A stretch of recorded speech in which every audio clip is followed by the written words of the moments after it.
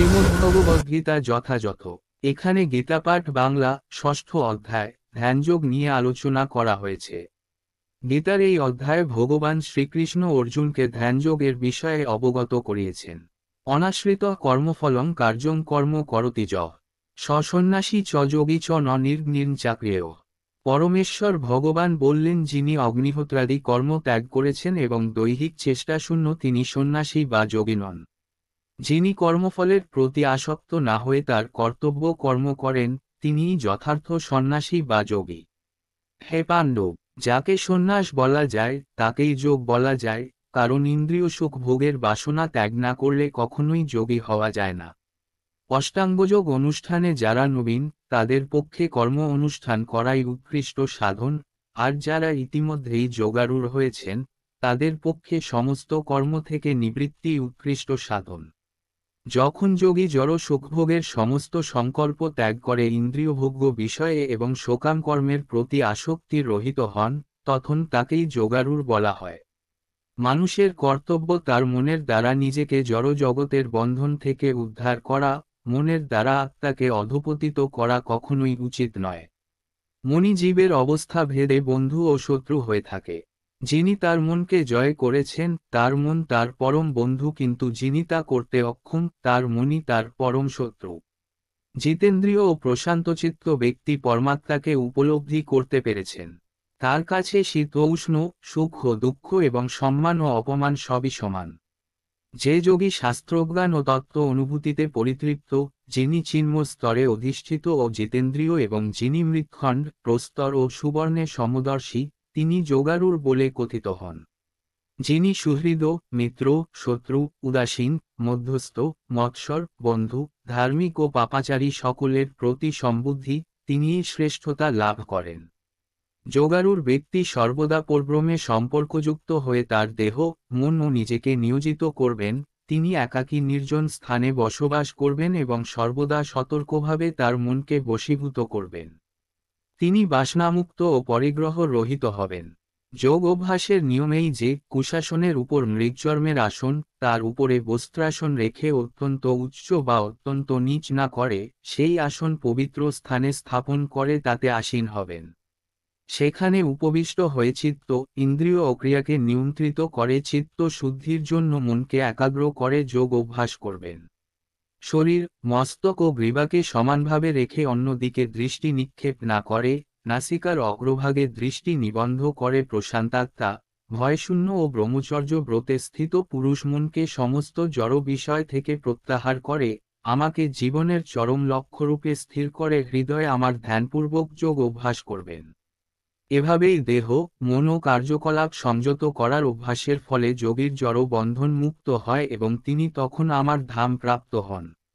অধিক ভোজনকারী, নিতান্ত অনাহারী, অধিক নিদ্রাপ্রিয় ও নিদ্রাশূন্য ব্যক্তির যোগী হওয়া সম্ভব নয়। যিনি পরিমিত আহার ও বিহার করেন, পরিমিত প্রয়াস করেন, যার নিদ্রা ও জাগরণ নিয়মিত, তিনিই যোগ অভ্যাসের দ্বারা সমস্ত জড় জাগতিক দুঃখের নিবৃত্তি সাধন করতে পারেন।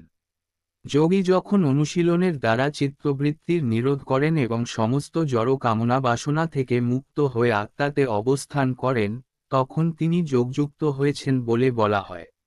বায়ুশূন্য স্থানে দীপশিখা যেমন কম্পিত হয় না, চিত্তবৃত্তির নিরোধ অভ্যাসকারী যোগীর চিত্ত তেমনিভাবে অবিচলিত থাকে। যোগ অভ্যাসের ফলে যে অবস্থায় চিত্ত সম্পূর্ণরূপে জড় বিষয় থেকে প্রত্যাহৃত হয়, সেই অবস্থাকে যোগ সমাধি বলা হয়। এই অবস্থায় শুদ্ধ অন্তঃকরণ দ্বারা আত্মাকে উপলব্ধি করে যোগী আত্মাতেই পরম আনন্দ আস্বাদন করেন। সেই আনন্দময় অবস্থায় অপ্রাকৃত ইন্দ্রিয়ের দ্বারা অপ্রাকৃত সুখ অনুভূত হয়। এই পারমার্থিক চেতনায় অবস্থিত হলে যোগী আর আত্মতত্ত্বজ্ঞান থেকে বিচলিত হন না এবং তখন আর অন্য কোন কিছু লাভই এর থেকে অধিক বলে মনে হয় না। এই অবস্থায় স্থিত হলে চরম বিপর্যয়েও চিত্ত বিচলিত হয় না। জড় জগতের সংযোগজনিত সমস্ত দুঃখ দুর্দশা থেকে এটিই হচ্ছে প্রকৃত মুক্তি।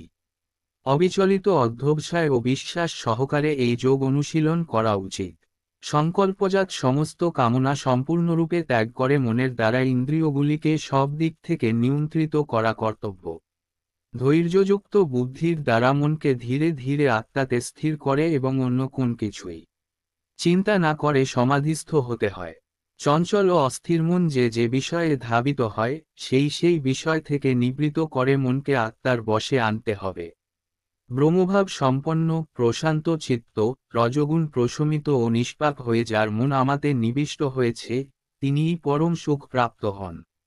এভাবেই আত্মসংযমী যোগী জড় জগতের সমস্ত কলস থেকে মুক্ত হয়ে রুক্ষ সংস্পর্শরূপ পরম সুখ আস্বাদন করেন। প্রকৃত যোগী সর্বভূতে আমাকে দর্শন করেন এবং আমাতে সব কিছু দর্শন করেন। যোগযুক্ত আত্মা সর্বত্রই আমাকে দর্শন করেন। যিনি সর্বত্র আমাকে দর্শন করেন এবং আমাতেই সমস্ত বস্তু দর্শন করেন, আমি কখনো তার দৃষ্টির অগোচর হই না এবং তিনিও আমার দৃষ্টির অগোচর হন না। যে যোগী সর্বভূতে স্থিত পরমাত্মা রূপে আমাকে জেনে আমার ভজনা করেন, তিনি সর্ব অবস্থাতেই আমাতে অবস্থান করেন। হে অর্জুন, যিনি সমস্ত জীবের সুখ ও দুঃখকে নিজের সুখ ও দুঃখের অনুরূপ সমানভাবে দর্শন করেন, আমার মতে তিনিই সর্বশ্রেষ্ঠ যোগী।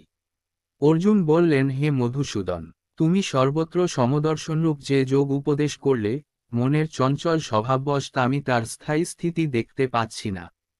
হে কৃষ্ণ, মন অত্যন্ত চঞ্চল, শরীর ও ইন্দ্রিয় আদির বিক্ষেপ উৎপাদক, দুর্দমনীয় এবং অত্যন্ত বলবান, তাই তাকে নিগ্রহ করা বায়ুকে বশীভূত করার থেকেও অধিকতর কঠিন বলে আমি মনে করি। পরমেশ্বর ভগবান বললেন, হে মহাবাহ, মন যে দুর্দমনীয় ও চঞ্চল তাতে কোন সন্দেহ নেই। কিন্তু হে কৌন্তেয়, ক্রমশ অভ্যাস ও বৈরাগ্যর দ্বারা মনকে বশীভূত করা যায়। অসংযত চিত্ত ব্যক্তির পক্ষে আত্ম উপলব্ধি দুষ্প্রাপ্য, কিন্তু যার মন সংযত এবং যিনি যথার্থ উপায় অবলম্বন করে মনকে বশ করতে চেষ্টা করেন, তিনি অবশ্যই সিদ্ধি লাভ করেন। সেটিই আমার অভিমত। অর্জুন জিজ্ঞাসা করলেন, হে কৃষ্ণ, যিনি প্রথমে শ্রদ্ধা সহকারে যোগে যুক্ত থেকে পরে চিত্তচাঞ্চল্য হেতু ভ্রষ্ট হয়ে যোগে সিদ্ধিলাভ করতে না পারেন, তবে সেই ব্যর্থ যোগীর কি গতি লাভ হয়? হে মহাবাহ কৃষ্ণ, কর্ম ও যোগ হতে ভ্রষ্ট ব্যক্তি রুক্ষ লাভের পথ থেকে বিমূঢ় হয়ে যে আশ্রয়হীন হয়ে পড়ে, সেই কি ছিন্ন মেঘের মতো একেবারে নষ্ট হয়ে যাবে। হে কৃষ্ণ, তুমি কেবল আমার এই সংশয় দূর করতে সমর্থ, কারণ তুমি ছাড়া আর কেউই আমার এই সংশয় দূর করতে পারবে না। পরমেশ্বর ভগবান বললেন, হে পার্থ, শুভানুষ্ঠানকারী পরমার্থবিদের ইহলোকে ও পরলোকে কোন দুর্গতি হয় না। হে বৎস, তার কারণ কল্যাণকারীর কখনো অধোগতি হয় না। যোগভ্রষ্ট ব্যক্তি পুণ্যবানদের প্রাপ্য স্বর্গাদি লোকসমূহে বহুকাল বাস করে সদাচারী ব্রাহ্মণদের গৃহে অথবা শ্রীমান ধনী বণিকদের গৃহে জন্মগ্রহণ করেন, অথবা যোগভ্রষ্ট পুরুষ জ্ঞানবান যোগীগণের বংশে জন্মগ্রহণ করেন। এই প্রকার জন্ম এই জগতে অবশ্যই অত্যন্ত দুর্লভ। হে কুরুনন্দন, সেই প্রকার জন্মগ্রহণ করার ফলে তিনি পুনরায় তার পূর্ব জন্মকৃত পারমার্থিক চেতনার বুদ্ধি সংযোগ লাভ করে সিদ্ধি লাভের জন্য পুনরায় যত্নবান হন। তিনি পূর্বজন্মের অভ্যাস বশে যেন অবশ হয়ে যোগ সাধনের প্রতি আকৃষ্ট হন। এই প্রকার যোগশাস্ত্রের জিজ্ঞাসু পুরুষ বেদোক্ত শোকাম কর্মমার্গকে অতিক্রম করেন, অর্থাৎ শোকাম কর্মমার্গে যে ফল নির্দিষ্ট আছে, তার থেকে উৎকৃষ্ট ফল লাভ করেন। যোগী ইহজন্মে পূর্বজন্মকৃত যত্ন অপেক্ষা অধিকতর যত্ন করে পাপ মুক্ত হয়ে পূর্ব জন্মের সাধন সঞ্চিত সংস্কার দ্বারা সিদ্ধি লাভ করে পরম গতি লাভ করেন। যোগী তপস্বীদের চেয়ে শ্রেষ্ঠ, জ্ঞানীদের চেয়ে শ্রেষ্ঠ এবং শোকাম কর্মীদের চেয়েও শ্রেষ্ঠ। অতএব হে অর্জুন, সর্ব অবস্থাতেই তুমি যোগী হও। যিনি শ্রদ্ধা সহকারে মদ্গত চিত্তে আমার ভজনা করেন, তিনিই সবচেয়ে অন্তরঙ্গভাবে আমার সঙ্গে যুক্ত এবং তিনিই সমস্ত যোগীদের মধ্যে শ্রেষ্ঠ। সেটিই আমার অভিমত। বন্ধুরা, এখানে আমরা গীতার 6ষ্ঠ অধ্যায় শেষ করছি। ভিডিওটি কতটা ভালো হয়েছে কমেন্ট করে জানাবেন। ভিডিওটি ভালো লাগলে আমার চ্যানেলটি সাবস্ক্রাইব করুন। আপনাদের সবার কাছে আমার বিনীত অনুরোধ রইল। পরের ভিডিওতে আবার দেখা হবে। ততক্ষণ পর্যন্ত আপনারা সবাই সুখী ও সুন্দর থাকুন এই কামনায় ভিডিওটি শেষ করছি।